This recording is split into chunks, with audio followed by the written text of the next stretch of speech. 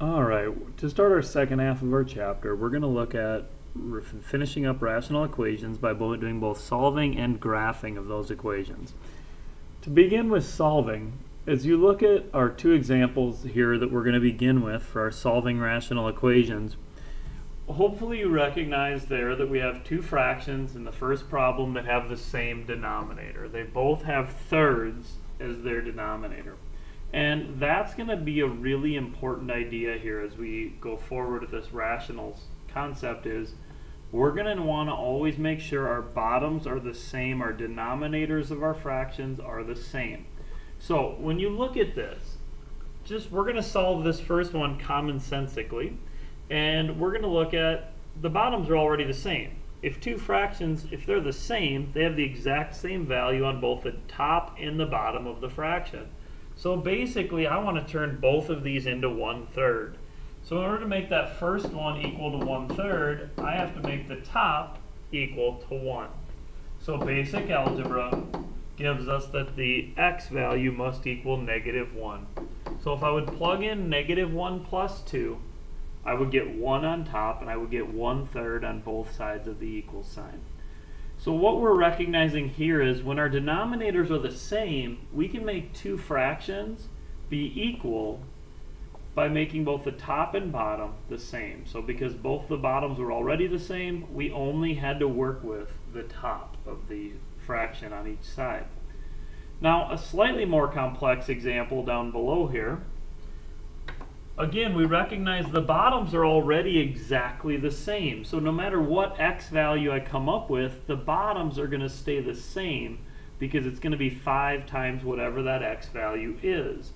So what I need to know is what x value would make this top equal to that top. So that gives me 3x minus 5 equal to x plus 2. That's how I answer that question. What will make those tops be equal? So we solve by minusing our x, adding our 5, and our answer is x equals 7 halves. So if x is 7 halves, then those two fractions would be equal. What we're taking away from these basic examples is this idea. If the bottoms are the same, we can ignore them and solve the top as long as we don't create one situation. We always need to be aware of this situation, our excluded value. X can't be 0 or else that problem doesn't work. So therefore, we have to always double check our answer and make sure we got x equals 7 halves. It did not equal 0, so therefore that is a possible solution for x. This next example looks at the basic part of our denominators being different. What happens if our denominators are not the same? Well, we've been doing adding and subtracting rationals where we've worked with this exact idea. We've said if the bottoms aren't the same, you can't add them. So in order to add them, we had to make the bottoms the same, just like we did with common denominators. We're going to look at 3x and 9x and say what would make them be exactly the same. Well, I can make 3x into 9x if I multiply by 3 on the top and bottom on the left side. So when I do that, my problem becomes 6x minus 15 over 9x is equal to 4x plus 2 over 9x. We've now created that situation we saw on our previous page, which says I can ignore the bottom as long as x doesn't equal 0, because if x equals 0, those would be undefined fractions. So now I can just solve the top and do basic algebra. 6x minus 15 equals 4x plus 2. I get 2x minus 15 equals 2. 2x equals 17, x equals 17 halves. And as long as x doesn't equal 0, that answer is just fine. All right, our final example is going to lead us into some of the nasty parts of solving these equations. When you look at this equation in front of you, Now we have a complex situation where I don't have the same value on bottom anywhere, and I've put the plus in there. So we've now got to be able to look at all those parts and use everything we know about rationals to be able to do this. Before I'm going to solve, I need to create a situation where all my denominators are the same, because if all the denominators are the same, I can ignore the bottom, work with the top, and solve. So in order to make my denominators be the same, I first want to factor my trinomial, x minus 2, x minus 5. By doing that, I now can recognize I have an x minus 2 and an x minus 5. To make my denominators common, I need to multiply here by x minus 5 and here by x minus 2. Now all three of the denominators are x minus 5 times x minus 2. When I distribute,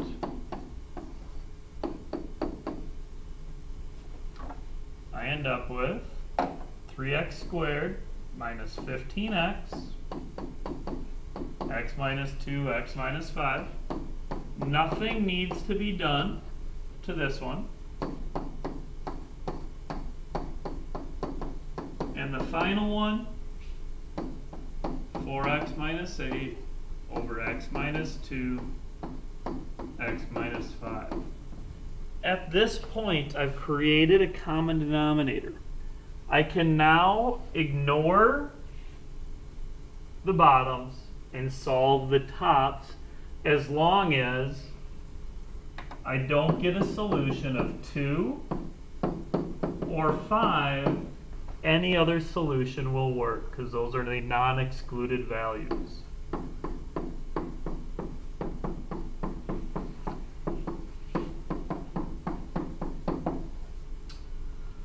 Here is our problem as it stands where we ignore the bottom. I have some combining of like terms to do.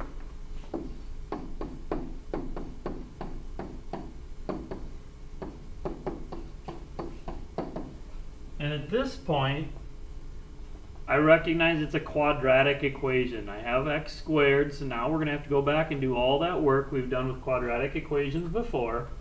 And I have to get in a quadratic equation equal to 0 minus 4x plus 8. Now we're equal to 0. This is not a factorable equation, so we go to our quadratic formula.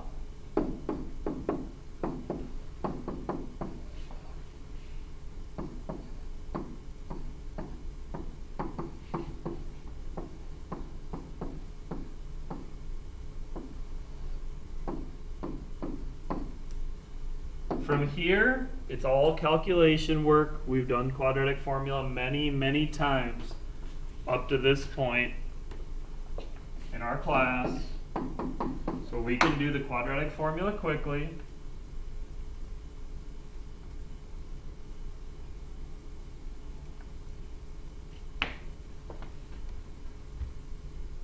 The inside gives us 288, and we're always going to leave our answers in simplest radical form.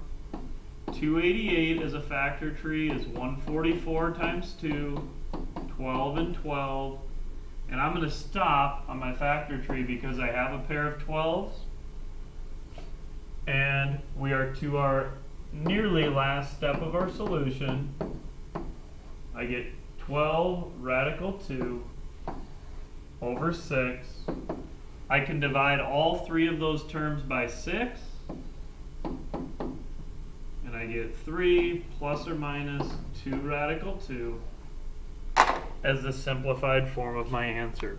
So we're going to get into some complex problems where you're going to have to not only understand common denominators, but it will go back and review all your quadratic materials.